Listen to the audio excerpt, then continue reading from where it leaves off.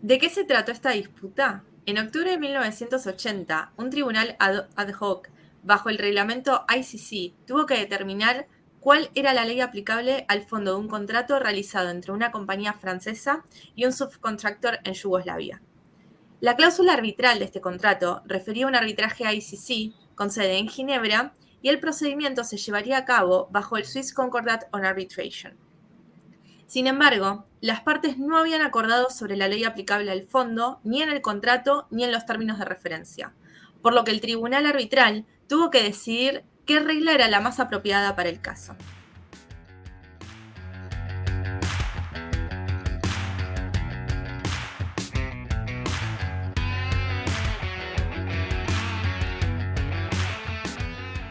¿Qué tal? ¿Cómo están? Bienvenidos a Convenio Arbitral. Este es el primer capítulo que grabamos en el año 2022, así que estamos muy felices de que está superado el año pandémico del 2021. Estamos acá con Jorge López Fung y con Clara Leván, que es también miembro de Arbitraje Alumni. Hoy vamos a hablar del caso de una empresa francesa contra un subcontratista yugoslavo a propósito de la ley aplicable al fondo de las controversias arbitrales. ¿Qué tal, Jorge? ¿Qué tal, Clara? ¿Cómo están? Hola, Mario. ¿Todo bien por acá? Qué bueno. Es un gusto compartir nuevamente con ustedes este espacio. Hola, ¿Qué tal, Mario. Clara? Hola, Jorge. Bueno, un gusto volver a compartir este espacio con ustedes. Muy contenta por estar acá. Bueno, cuéntanos, Clara, de repente un poco de qué trata el caso un poco más a detalle, ¿no? Para ir ya a partir de eso conversando sobre qué es esto de la discusión del fondo de las controversias arbitrales. Exacto. Bueno, en este caso, en realidad, lo que había pasado es que en el contrato no se había especificado en ninguna parte cuál iba a ser la ley aplicable al fondo. Y bueno, y el tribunal tuvo que hacer todo un proceso de decisión de qué era lo que iba a aplicar al fondo del caso, porque las partes no habían acordado absolutamente nada. En este sentido, el demandante lo que decía era que tenía que aplicarse la ley suiza, porque consideraba que el contrato era un building contract y por lo tanto el tribunal tenía que interpretar todo bajo la ley suiza. Por otro lado, el demandado decía que en realidad tenía que aplicarse la ley francesa, porque era una cuestión de derechos reales, entonces tenía que ser gobernado por la Lex Reisitae. Y en este sentido, bueno, el tribunal lo que tuvo que empezar a hacer es, bueno, ver cuál de las dos, si alguna de las dos partes tenía razón o tenía de alguna manera más lógica en el sentido del argumento para poder aplicar alguna de las leyes aplicables, y en el caso de que no se pudiera aplicar ninguna de las dos leyes que proponían las partes, bueno, que era determinar cómo iban a terminar resolviendo el fondo del asunto. Claro, ahí este caso es sumamente curioso porque además cuando el tribunal tiene que analizar las posturas de las partes, llega a una conclusión preliminar distinta a la que las partes le habían propuesto y dice, oye, yo creo que aplica, dependiendo de la especialidad o dependiendo del lugar de ejecución, normas distintas a las que las partes han hecho referencia. Entonces, ahí viene la discusión, ¿no? Y al final, ¿cómo se resolvió esto? ¿Por qué camino se fue el tribunal? ¿Cortó la soga por el lado más fácil o fue un poco más profundo? En realidad el tribunal, o sea, como un spoiler de esto, el tribunal termina aplicando la lex mercatoria, pero para eso primero hace un análisis, como bien decía Jorge, hace un análisis de lo que en realidad están planteando las partes. Y por un lado analizó, bueno, ¿qué pasa si nosotros aplicamos el derecho internacional privado suizo? Y en este sentido, el derecho internacional privado suizo decía que cuando no había una elección explícita a la ley aplicable del fondo, se tenía que aplicar la ley de residencia habitual del constructor, que en este caso era Yugoslavia. Y ninguna de las partes había invocado la ley yugoslava como ley aplicable del fondo. Entonces después analizan a ver qué pasaba con el derecho internacional privado francés, y lo que dice el derecho internacional privado francés es que cuando las partes no manifiestan nada, y teniendo en cuenta que justamente era un contrato de derechos reales, el caso tenía que ser gobernado por la Lex Reisitae, que en este caso era Rusia. y tampoco las partes habían invocado la aplicación del derecho ruso en este caso, pues estaban invocando el derecho francés. Entonces, el tribunal determina que, bueno, que había un conflicto de leyes que no se podía resolver y termina decidiendo aplicar la lex mercatoria como derecho de fondo en este caso en particular. Y acá hay algo importante, y esto lo digo a propósito de lo que acabas de mencionar, porque, claro, lo primordial es preguntarse primero quién elige la ley aplicable al fondo de la controversia, y la respuesta fácil, sencilla, generalizada en el mundo del arbitraje es: las partes son quienes deciden qué ley van a aplicar al fondo de esa controversia. Pero aquí se forma una tormenta perfecta, porque tenemos una empresa francesa, de nacionalidad francesa, una empresa yugoslava, una obra que se ejecuta en Rusia, En Rusia. y un tribunal que se conforma, que tiene sede, si no me equivoco, en Suiza. Es así, ¿no es cierto? Y Exacto. una de las partes invoca la norma suiza, otra de las partes invoca la norma francesa, pero al invocar esas normas remiten a las de otros países. Entonces, hay una situación en la cual el tribunal, si elige la ley francesa, termina teniendo que, o sea, si elige utilizar el derecho internacional privado francés, termina en la necesidad de aplicar, por tanto, el derecho ruso de fondo, ¿no? Si no me estoy equivocando en el detalle. Y si aplica la ley suiza, la ley internacional suiza, tiene que terminar aplicando la ley de residencia del subcontratista, que era Yugoslavia. Pero ninguna de las dos partes había elegido esto. Entonces, ¿qué pasa cuando las partes realmente no se han puesto de acuerdo, llegan al arbitraje y las dos plantean en ese momento recién cuál debería ser la norma aplicable al fondo de la controversia? Y por tanto, ahora, ¿a quién le toca elegir la ley aplicable? ¿Al tribunal arbitral? ¿Al Poder Judicial? No sé, eso es lo que vamos a discutir ahora. De repente, Jorge, podemos comenzar un poco hablando de estos temas a partir de lo que vemos en la presentación que está en pantalla, ¿no? Me gustaría que la leamos de repente un poco primero, para que la gente que nos está escuchando, no nos está viendo en YouTube, pueda ver un poco de qué vamos a conversar. Claro que sí, Mario. Miren, en pantalla, para los que nos están viendo en YouTube, tenemos, y para los que nos están escuchando en las otras plataformas, tenemos cuáles son los criterios que usan los árbitros para determinar la ley aplicable al fondo de la controversia cuando las partes no lo pacten. Y como primer punto tenemos la ley modelo citral, que en el artículo 28, referido a normas aplicables al fondo de litigio, señala lo siguiente: si las partes no indican la ley aplicable, el tribunal arbitral aplicará la ley que determine las normas de conflicto de leyes que estimen aplicables. Otro caso tenemos con la ICC, por ejemplo. La CCI, el artículo 21, la sección normas jurídicas aplicables al fondo, establece: las partes podrán acordar libremente las normas jurídicas que el tribunal arbitral deberá aplicar al fondo de la controversia. A falta de acuerdo de las partes, el tribunal aplicará las normas jurídicas que consideren apropiadas. Pero la gran pregunta a la que nos lleva estas dos disposiciones es: ok, tenemos que el criterio es que el tribunal determine cuáles son las más apropiadas. Pero, ¿cuáles son las más apropiadas? O sea, ¿qué herramientas tiene el tribunal para poder determinar cuáles son las más apropiadas? Y ahí le doy el pase a Clara para que nos detalle un poco más cuál es la importancia de la lex mercatoria en este tipo de situaciones. Y nosotros, solamente para efectos de este episodio, de esta dinámica, hemos seleccionado algunas de las disposiciones específicas que las podemos ver en pantalla más adelante en el siguiente slide, que son las del proyecto de principios Translex. A ver si nos cuentas, Clara, cada una de ellas, y al final termina cerrando con cuál es la importancia de la lex mercatoria para determinar el fondo de la controversia. Bueno, primero, los criterios que puede utilizar el tribunal son varios. Por ejemplo, bueno, como pueden ver en pantalla, y los que no están viendo también se los comento, por ejemplo, en el contrato de compraventa, en general se aplica la ley de residencia habitual del vendedor. En el contrato de locación de servicios se aplica la ley del país residencial habitual del prestador de servicio.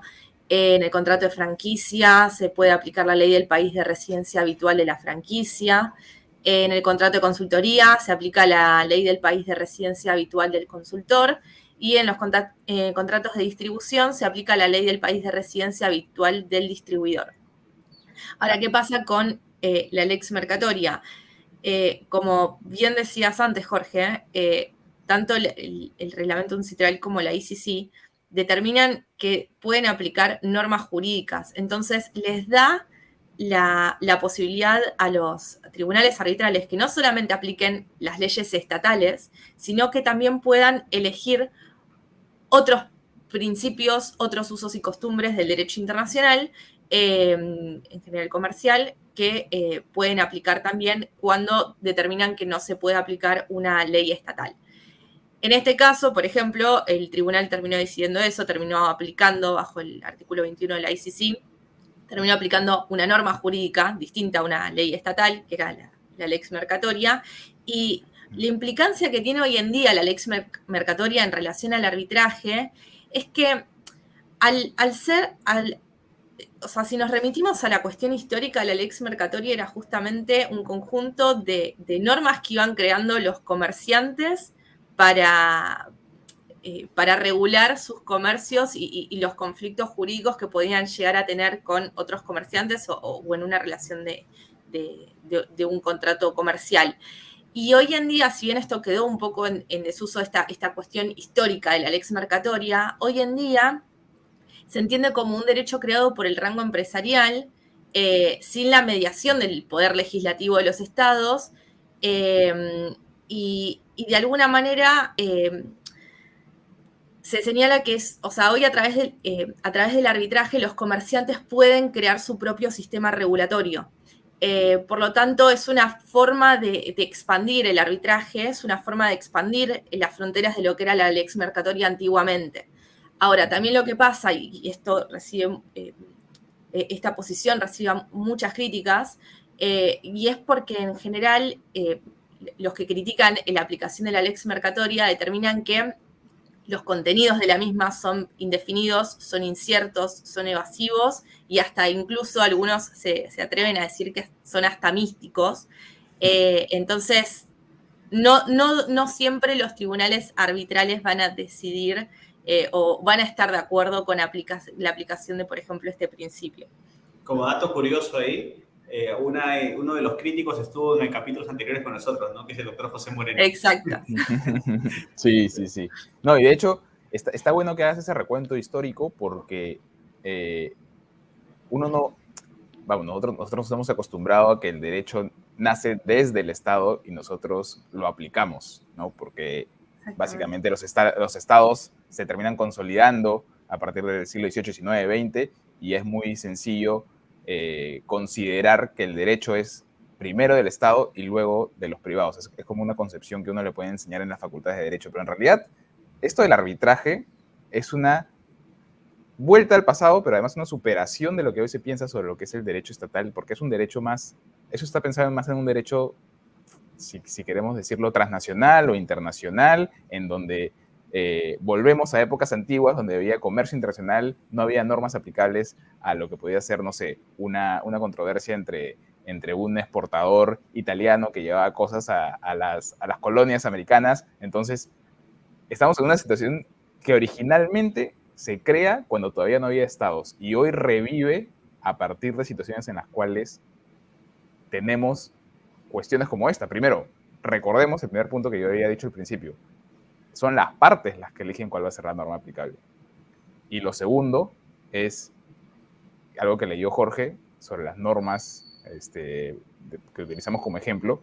Cuando las partes no se han puesto de acuerdo, hay una discrecionalidad del tribunal para decidir qué ley va a aplicar y cómo la va a aplicar, e incluso no aplicar ninguna ley, sino aplicar simplemente usos y costumbres, si es que así se le viene en gana, pero no de manera totalmente arbitraria, sino a partir de unos criterios que son los que están en la pantalla, que son el lugar del contrato de compraventa, la locación de servicio, la franquicia. O sea, hay un principio también de razonabilidad detrás de este tema, y lo que genera entonces la utilización de la lex mercatoria, más allá de las críticas que creo que son muy válidas porque es etéreo en el fondo, ¿no? Porque las costumbres pueden variar de lugar en lugar y de situación en situación, es que te da una salida frente a situaciones en las cuales hay muchas posibles normas que pueden ser aplicables, que podrían dejar el arbitraje en una situación de no solo stand-by, sino que hacerlo inviable ante el desacuerdo entre las partes. No sé qué opinas de esto, Jorge, y además de cualquier otro tema vinculado a la ley aplicable también, ¿no? Absolutamente, Mario. Oye, ahora ya para terminar de cerrar todos los temas de Choice of Law que hemos estado analizando capítulo a capítulo, todos estos conflictos normativos y cómo juegan entre ellos, creo que es pertinente también hacer referencia a la ley aplicable al convenio arbitral, a la validez del convenio arbitral, porque muchos confunden, y de hecho creo que lo anticipamos en capítulos anteriores, que la ley de fondo per se significa también la ley aplicable a la validez del convenio arbitral, cuando esto no es así. En la estructura típica de un contrato, y más de uno puede haber, que está involucrado en sectores comerciales puede haber advertido, la ley de fondo normalmente se encuentra en una disposición distinta a la propia del convenio arbitral. Se encuentra posiblemente en una cláusula siguiente o en un capítulo siguiente donde se establece cuál es la ley de fondo aplicable a las disposiciones del contrato. Y esto por referencia termina también recayendo en el convenio arbitral. Sin embargo, hay convenios arbitrales que establecen particularmente cuál es la ley que aplicará para determinar si el convenio arbitral es válido o no es válido. Pero, ¿qué pasa cuando las partes no pactan eso? Cuando las partes no pactan qué tipo de convenio arbitral es el aplicable o no. Hay determinados criterios que se utilizan para poder ir superando estos temas. Y en pantalla, para los que nos están viendo en YouTube y para los que nos están escuchando, voy a leer cada una de ellas. El primer criterio que puede utilizar el tribunal arbitral para poder superar un problema al no pacto de la ley aplicable al convenio arbitral es aplicar la ley de la sede, que es básicamente esta asociación que les contaba previamente, ¿no? Y es así porque el artículo 5.1a de la Convención de Nueva York establece que se aplicará la ley de la sede cuando no se ha pactado la ley aplicable al convenio arbitral. El otro criterio que se utiliza, o tendencia, creo, para ser más preciso, es la ley del contrato principal. Cuando uno pacta una ley en el contrato principal, también se aplica por referencia al convenio arbitral en principio. Así que esta interpretación es como una suerte de puente, ¿no? Podríamos decir en cuanto a leyes de fondo. La tercera es el criterio de in favore validatis. Y esto creo que es importante, ¿ya? Porque, bueno, Suiza fue pionero en eso, de ahí pasó España y Perú también acoge esta postura, es apliquemos la disposición legal que nos permita darle mayor beneficio a que subsiste el arbitraje, ¿no? O sea, apliquemos la norma que le puede dar mayores ventajas al arbitraje. Y la última es analizarla como una intención de las partes, ¿no? Que esto básicamente está relacionado a la doctrina francesa, que siempre cree que el arbitraje es transnacional y está por encima de todo. Y yo creo que ya a nivel de doctrina francesa hemos analizado suficiente hasta el capítulo de hoy día. Si me acompañas con el siguiente slide, Mario, ¿qué te parece si nos cuentas un poco cuál es la distribución del mapa que podemos ver hasta ahora? Todo esto que les acabo de interpretar, que les acabo de comentar ahora, no es algo antojadizo, no es algo que se nos haya ocurrido en el 8º capítulo del podcast Convenio Arbitral. Es todo un estudio que tiene detrás Maxi Scherer. Así que, Mario, ¿nos cuentas un poco sobre el gráfico que estamos viendo?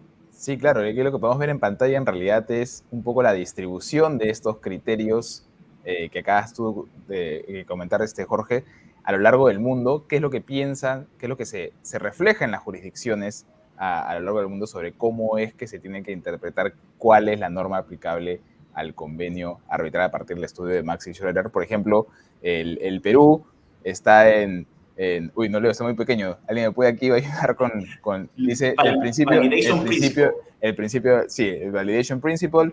Tenemos países como Argentina que tienen la ley del lugar de la sede del arbitraje. Creo que Perú toma aquí el ejemplo de las normas españolas, por ejemplo, y tenemos otros países ya como tú mismo has mencionado hace un momento, de tradición francesa, que son principalmente países africanos, que se van por la parte de por la teoría de la común intención de las partes. En realidad, lo que podemos ver en este mapa que está en pantalla es que no hay una postura absoluta sobre el tema, ¿no? Y se van a generar y se generan seguramente muchas controversias sobre cuál es la interpretación adecuada que tiene que dársele a esto cuando las controversias internacionales son entre países que tienen normas con aplicaciones diferentes, ¿no? Imaginemos, por ejemplo, yendo a un caso muy cercano, si tenemos una controversia entre el Perú y Argentina, y esto sale como un criterio que tiene que ser decidido por los árbitros, claramente vamos a enfrentar a dos normas que sacan conclusiones distintas, y allí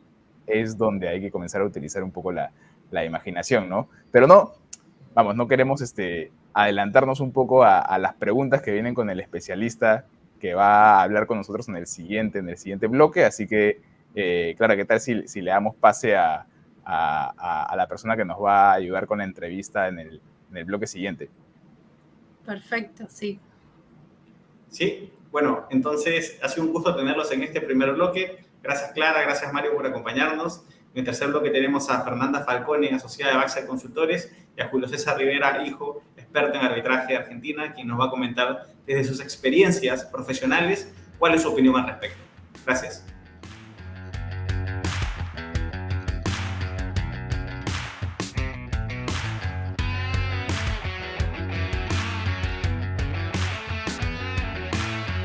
Gracias Jorge, Mario y Clara por el pase. El día de hoy nos acompaña el doctor Julio César Rivera, socio de Marval O'Farrell Pairal, reconocido árbitro y abogado líder en materia de solución de controversias. En capítulos anteriores hemos hablado sobre la importancia de definir la ley aplicable a la sede del arbitraje, y en el bloque anterior ustedes nos han hablado sobre la importancia de definir la ley aplicable al fondo de la controversia. El día de hoy, el experto Julio Rivera nos explicará un poco sobre cómo su experiencia como experto en esta materia ha podido solucionar estos conflictos cuando se han presentado en casos que ha visto en el día a día. Gracias, doctor Julio, por acompañarnos el día de hoy. Un honor tenerlo con nosotros. Y la primera pregunta por la cual quería comenzar a conversar sobre este tema es: ¿qué tan importante es guiarnos de la ley del foro para definir la ley del fondo cuando hay conflicto entre las partes? Gracias, Fernanda, por la invitación. Antes que nada, es un placer estar con ustedes. Como primer punto de partida, hay que recalcar un principio fundamental, que es que los árbitros no están vinculados por la ley de la sede, en el sentido de que no están vinculados por las normas de derecho internacional privado de la sede. Con lo cual, en principio, los árbitros no tienen la obligación de aplicar las reglas de derecho internacional privado contenidas en la sede del arbitraje. Dicho esto, el árbitro tiene la obligación de emitir un laudo válido y ejecutable, y por lo tanto debe tener particularmente en cuenta las consecuencias que podría tener al emitir ese laudo aplicar normas de conflicto, reglas de derecho internacional privado que conduzcan a soluciones disímiles a las que indicarían las normas de la sede, si eso podría o no afectar eventualmente la validez del laudo, ¿no? Como principio general, cuando hablamos de normas de derecho de fondo, te diría que no, que en general la jurisprudencia lo que ha dicho es que en la medida que los errores de derecho no son causales de nulidad del laudo, una interpretación incorrecta de las normas de conflicto, una aplicación errónea de las normas de derecho internacional privado al elegir el derecho aplicable, no deberían per se afectar la validez de ese laudo. Con lo cual el tribunal tiene bastante discreción para elegir ese derecho aplicable y no está tan vinculado por la sede. Claro, muy interesante ese punto. Entonces, si es que tenemos en claro que los árbitros tienen esta discrecionalidad, ¿cuál sería entonces el primer punto de partida que se debería tomar en cuenta para finalmente establecer la ley del fondo? Bueno, el primer punto que tiene que mirar el árbitro, sí, en la lex arbitre, en la ley de la sede, es qué poderes tiene al elegir el derecho aplicable cuando las partes no lo hicieron. Y acá tenés dos enfoques diferentes, ¿no? Si vos ves la ley modelo de la CENUDMI, por ejemplo, dice que el tribunal, si las partes no indican la ley aplicable, el tribunal arbitral aplicará la ley que determine las normas de conflicto que estime aplicable. O sea, establece una especie de método indirecto, digamos, primero tiene que determinar las normas de conflicto que estima aplicable y de ahí ir a la ley aplicable. Esto nos dice dos cosas, porque para empezar, si vos, un país que haya adoptado la ley modelo, en principio solo parecería que puede elegir un derecho estadual aplicable, que no tiene el poder para elegir normas no estatales. Algunos países y algunos reglamentos de arbitraje se han apartado en este punto de la ley modelo y le dan un mayor poder discrecional al árbitro. Por ejemplo, si vos ves el artículo 80 de la ley argentina, dice: si las partes no indican la ley aplicable, el tribunal aplicará las reglas de derecho que estima apropiadas. ¿Qué diferencia hay entre un enfoque y otro? Fíjate que en uno dice la ley aplicable y en otro dice las reglas de derecho aplicable. La terminología reglas de derecho se ha interpretado que le da mayor poder al tribunal para de repente resolver el caso conforme a normas no estatales. Por ejemplo, los principios UNIDROIT o principios generales de la ley mercatoria, en fin. Podríamos, alguna convención internacional que por más que no sea derecho vigente, duro, aplicable entre las partes, el tribunal la quiere aplicar igual. En fin, lo primero que tiene que ver el tribunal es qué poderes tiene bajo la lex arbitri para elegir ese derecho aplicable. Puede elegir cualquier derecho estatal, puede elegir normas no estatales, es determinar cuáles son sus poderes al respecto. Muy interesante. Entonces, tomando en cuenta que va a depender también en parte de la ley de la sede cuáles son las facultades para que el tribunal defina la ley del fondo. Usted como abogado experto, ¿qué le recomendaría a las partes al momento de suscribir un contrato? Tenemos clarísimo que es súper importante establecer la ley del fondo, pero ¿qué recomendaciones daría o por qué es tan importante establecer qué conflictos se podrían generar en la ejecución del contrato? Yo creo que es fundamental, es básico elegir la ley aplicable de fondo al contrato. Creo que te da una certidumbre a las partes muy, muy relevante. Es saber bajo qué derecho vos tenés que interpretar y ejecutar ese contrato. Qué normas de default existen en ese derecho que puedan ser aplicables. Para darte un solo ejemplo, ¿no? Si vos elegís derecho argentino, por más que el contrato no tenga cláusula de hardship, el hardship es una cláusula de default bajo la ley, bajo el derecho civil y comercial argentino, con lo cual, por más que no esté escrita, existe igual. En fin, entonces a mí me parece muy relevante elegir desde el principio cuál va a ser ese derecho aplicable. En mi experiencia, casi nunca había partes elegir normas no estatales como derecho aplicable. Algún que otro contrato cuando trabajé en el Ministerio de Economía vi con fondos de inversiones estatales, de Qatar, etcétera, te pedían que cuando se rigiera por los principios generales de derecho comunes entre Qatar y Argentina, y si no el derecho, vaya uno a saber además cuáles serían. O principios generales de derecho comercial, pero en contratos entre privados nunca me encontré todavía en 20 años de profesión con un contrato que no estuviese regido por un derecho estatal determinado. Y de hecho el que no haya encontrado un contrato de ese tipo muestra una vez más la relevancia de establecer la ley del fondo, ¿no? Porque de hecho puede cambiar por completo las reglas del juego dependiendo de qué ley del fondo se aplique. Y tomando esta discusión, ¿usted considera que la ley del fondo debería ser aplicable siempre la misma al convenio arbitral y al contrato principal, tomando en cuenta el principio de separabilidad y demás? Te